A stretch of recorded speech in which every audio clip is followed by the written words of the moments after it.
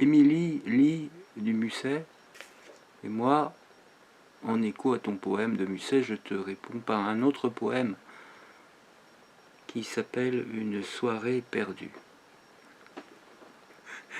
J'y peux pas, c'est une anthologie, j'y peux pas grand-chose. On ne peut pas citer l'anthologie, mais bon, c'est un poème qui s'appelle donc Une soirée perdue. J'étais seul l'autre soir au Théâtre Français, ou presque seul. L'auteur n'avait pas grand succès. Ce n'était que Molière. Et nous savons, de reste, que ce grand maladroit, qui fit un jour Alceste, ignora le bel art de chatouiller l'esprit et de servir à point un dénouement bien cuit. Grâce à Dieu, nos auteurs ont changé de méthode et nous aimons bien mieux quelques drames à la mode où l'intrigue, enlacée et roulée en feston, tourne comme un rébus autour d'un mirliton. J'écoutais cependant cette simple harmonie et, comme le bon sens fait parler le génie, j'admirais quel amour pour l'âpre vérité eut cet homme si fier en sa naïveté, quel grand et vrai savoir des choses de ce monde, quelle mâle gaieté si triste et si profonde, que lorsqu'on vient d'en rire, on devrait en pleurer. Et je me demandais, est-ce assez d'admirer? Est-ce assez de venir un soir, par aventure, d'entendre au fond de l'âme un cri de la nature, d'essuyer une larme et de partir ainsi, quoi qu'on fasse d'ailleurs, sans en prendre souci?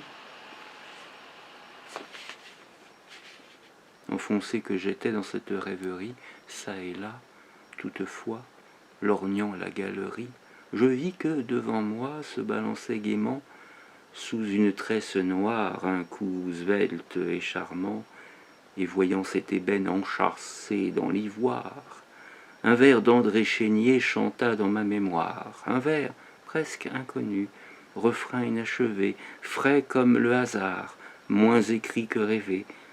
J'osais m'en souvenir, même devant Molière.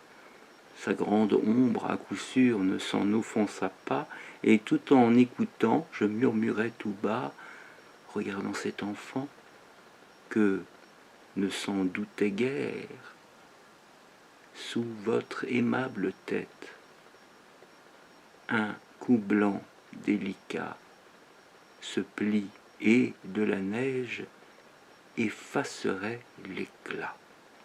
Évidemment, ça serait à vérifier hein, si c'est que ou qui. Il y a des fautes de frappe dans cette édition. On ne la cite pas, hein, mais enfin c'est une édition qui n'est pas française.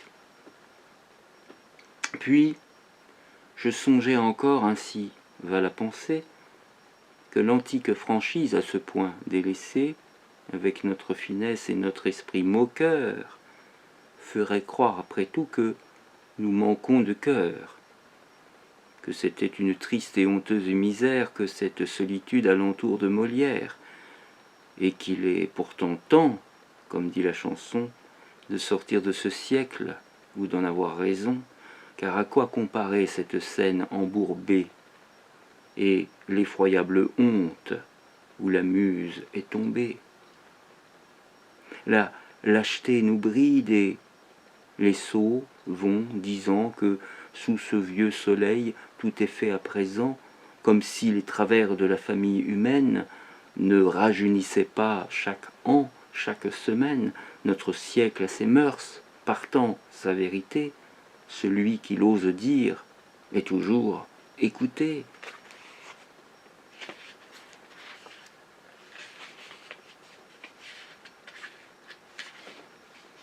Ah, j'oserais parler. Si je croyais bien dire, j'oserais ramasser le fouet de la satire et l'habiller de noir, cet homme au ruban vert, qui se fâchait jadis pour quelques mauvais vers. S'il rentrait aujourd'hui dans Paris, la grande ville, Il y trouverait mieux pour émouvoir sa bile qu'une méchante femme et qu'un méchant sonnet. Nous avons autre chose à mettre au cabinet. Ô notre maître à tous, si ta tombe est fermée, laisse-moi, dans ta cendre un instant ranimé, trouver une étincelle, et je vais t'imiter. Apprends-moi de quel ton, dans ta bouche hardie, parlait la vérité, ta seule passion, et pour me laisser entendre, à défaut du génie, j'en aurai le courage et l'indignation. Ainsi, je caressais une folle chimère. Devant moi, cependant, à côté de sa mère, l'enfant restait toujours, et le cou svelte et blanc, sous les longs cheveux noirs, se berçait mollement. Le spectacle fini, la charmante inconnue se leva. Le beau cou, l'épaule à demi nue, se voilèrent, la main glissa dans le manchon, et, lorsque je la vis au seuil de sa maison s'enfuir, je m'aperçus que je l'avais suivie.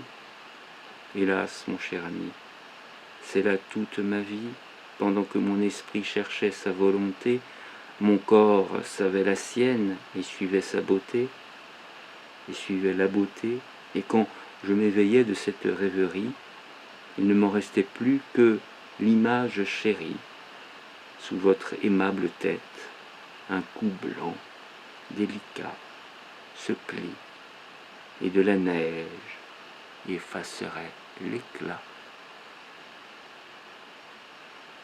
C'était une soirée, oui, c'était une soirée. C'était une soirée, donc une soirée pleine de soieries, évidemment, du verbe soi, S-O-I-E, hein, bon, pleine de soie. Et en écho à, évidemment, c'était ma journée Molière aujourd'hui, puisque je pensais à chaque fois qu'un inconnu m'agresse, j'ai toujours ce vers de Molière, d'Alceste qui me revient. Quoi? Moi, votre ami? Rayez cela de vos papiers, je vous prie. Jusqu'ici, je faisais profession de lettres, mais de ce qu'en vous, je viens de voir paraître, sachez que je ne le suis plus. Ah, rien à voir, hein, c'est du Alceste. C'est du Alceste pur. Je suis en train d'apprendre le verset pour pouvoir avoir de la répartie lorsque j'ai un malotru qui vient m'embêter. Hein, il y en a, mais bon, je ne peux rien. C'est ainsi. Que répondre? Ah ben, une petite tirade de Molière, je l'ai fait l'autre fois, tout récemment. Il y a quelqu'un qui me dit, mais ce n'est pas un banc.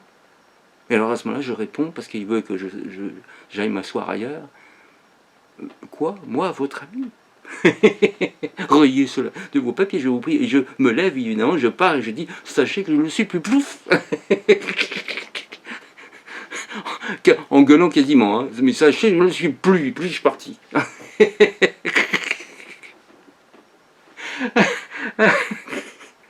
Bon, c'était mes petites tirades de Molière dans la rue, voilà. Bon, ici, évidemment, je suis chez moi, mais bon, bref. À bientôt. C'était un hommage à Émilie, je pense, qu'on l'aura compris dans ses différentes pérégrinations, évidemment, autour de Musset, qui citait Molière, mais surtout citait un poème d'André Chénier.